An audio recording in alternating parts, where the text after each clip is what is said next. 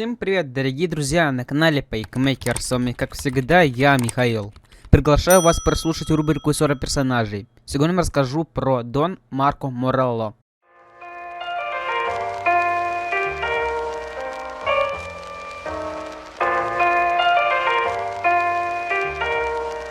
Марко или Марку Морелло, вторичный антагонист в игре Mafia Lost Heaven, но ее переиздание Mafia Definitive Edition.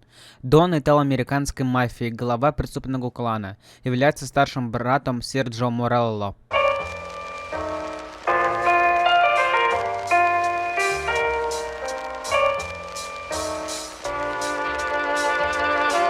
Родился на Сицилии, в детстве дружил с Эннио Сальери и Фрэнком Коллетти. Известно, что до 1921 года он состоял в роли самого доверенного капо в криминальной семье Дона Папона и был другом и напарником Эннио, который точно так же является самым доверенным капо. Но в 1921 году в результате срыва одной криминальной сделки погибает Дон Папона. По словам Томми Анджело, Морелло и Сальери убили своего Дона по невыясненным причинам. После смерти главаря семьи их пути разошлись, и отношения перетекли во вражеские. Они стали обвинять друг друга в его смерти. Рассорившись, они образовали собственные криминальные группировки и стали донами отдельного своего клана. Попутно Лост Хевен был поделен на территории Сальери, западная часть города, и территорию Морелло, восточную часть города.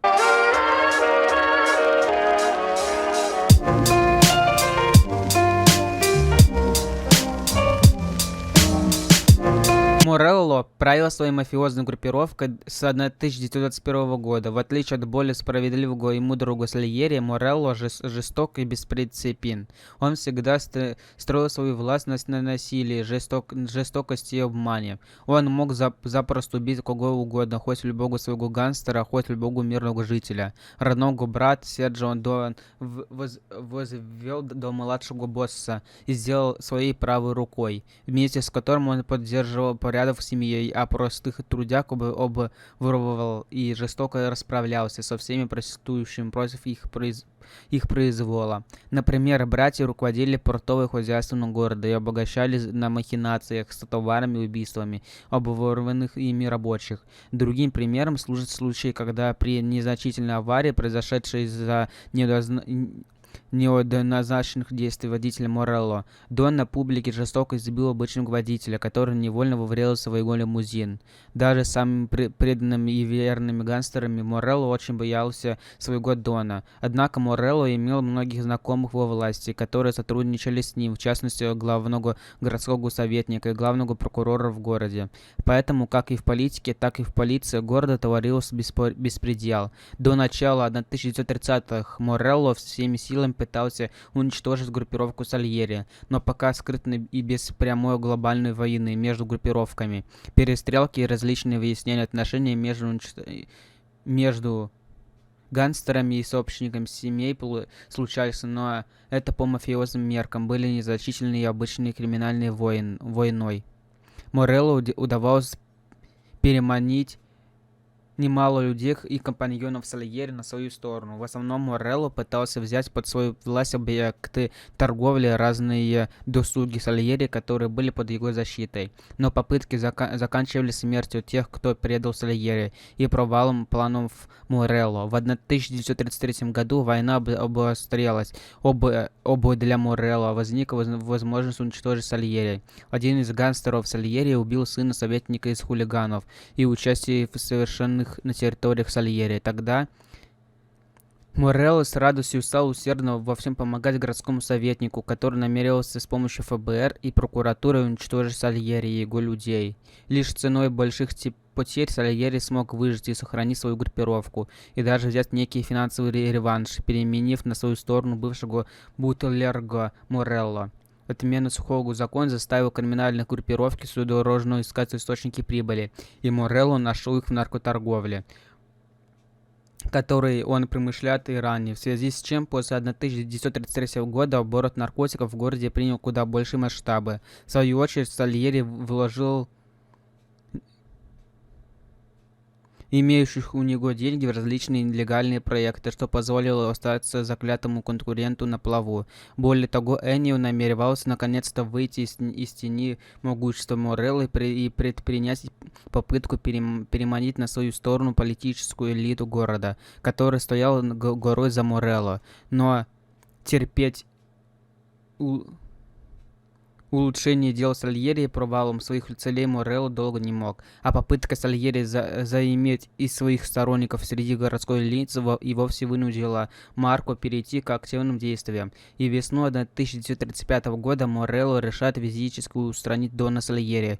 Он подкупает телохранителей Сальери, затем с ним организовывает план убийства, но Сальери, благодаря Томасу Анджело, выживает в бойне, убивает предавшего охранника и понимает, что между ним и Морелло организовывает план убийства, но Сальери, благодаря Томасу Анджело, выживает в бойне, убивая предавшего охранника и понимает, что между ним и Морелло наступает уже прямая и недовысмысленная мафиозная война, которая дал именно повод Морелло своей попытке убить Сальери. Сальери твердо решит, что пришло время действовать в ответ, но вести войну в открытую он не мог и не хотел. За Морелло по-прежнему стояли политическая элита города, а вместе с ней и полиция, поэтому Сальери решает уничтожить всего его политические и финансовые привилегии, не применяет и на то больших сил. Для начала был убит городской советник, что лишил политического влияния Морелло в городе. Остальные политики в городе стали массово прекращать своих связей и дела с Морелло, так как боялись повторить участие советника. Затем Морелло теряет своего брата Серджио, которого смогли убить только с 5-го раза в его логе в морском порту. В дальнейшем Морелло не смог грамотно совершить финансовые операции в гавани и иных его предприятиях, что повлекло значительные денежные убытки его группировки. Менее чем за 3 недели до мая 1935 года клан Морелло понес серьезный ущерб и начал разваливаться. Опасаясь участия младшего брата, Марко пытается залечь на дно.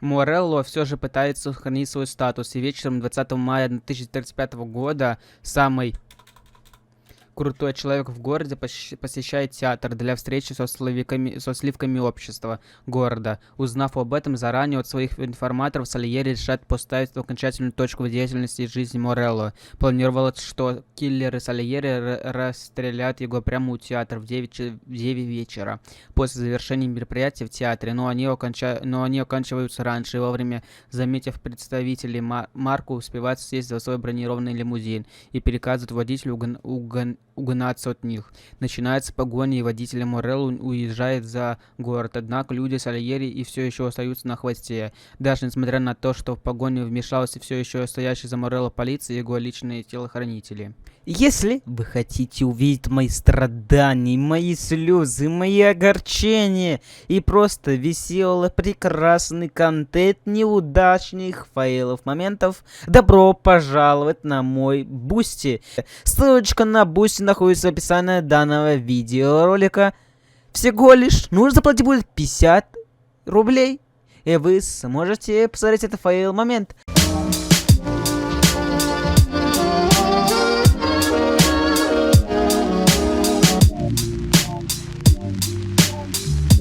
Согласно канону, Морелло добирается до аэропорта Лос-Хевен и пытается на своем частном самолете скрыться из города, но преследователи, устранив солдат Морелло, охранявших аэропорт, успевают нагнать самолет на полосе и стреляют из Томпсонов по двигателям, пока тот не взорвется. Какое-то время после этого самолет находится в воздухе и летит прямо над городом, но через несколько минут в результате третьего взрыва все-таки теряет управление и падает неподалеку от гоночной трассы. Ребята Сальери успевают приехать к месту крушения раньше полиции. Рядом с горящими обломками самолета они видят обгорелого, корчащегося в агонии Морелло. Ребята шокированы на том хладнокровном, совершенном, не моргнув глазом, расстреливают Морелло из своего автомата, прекращая его мучения.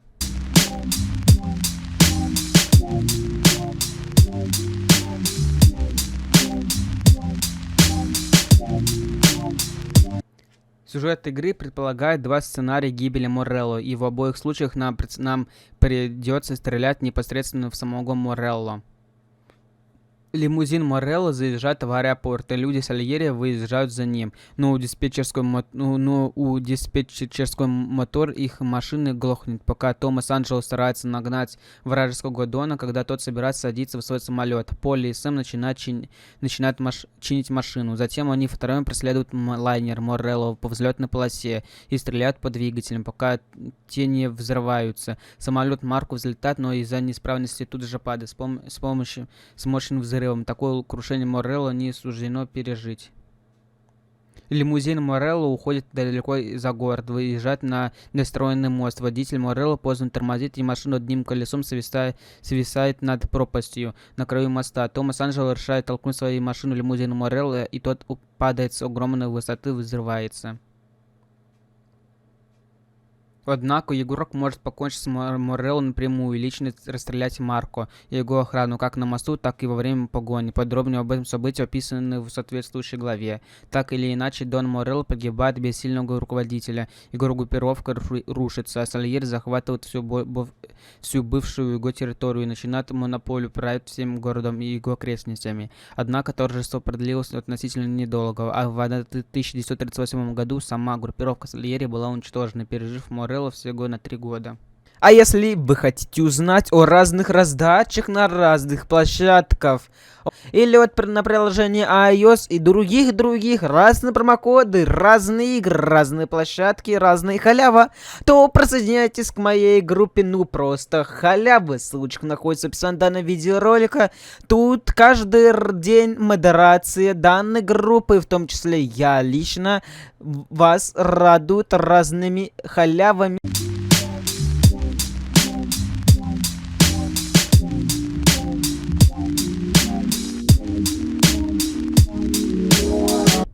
Марко Морелло всегда носит только белый костюм и белую шляпу, однако его галстук и жилет под пиджаком черный. Этот образ, вероятно, отсылка на Дона Фунатичи из фильма «Крестный отец 2».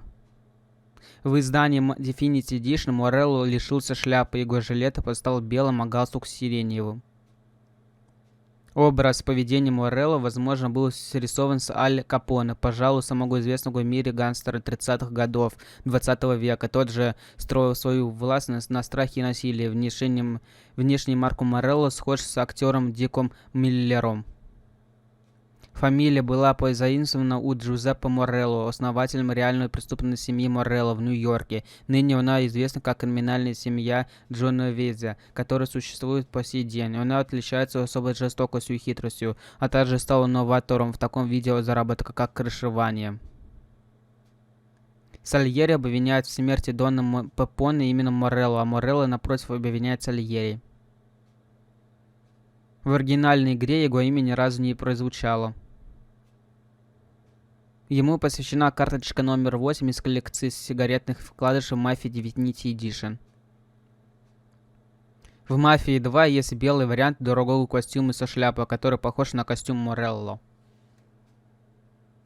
И на этом история про Дона Марко Морелло подходит к концу. Всем спасибо за просмотр. Не забывайте план действий, который видите прямо на ваших экранах. А именно лайк, колокольчики и подписка на канал. С вами был Михаил с канала Fake Maker.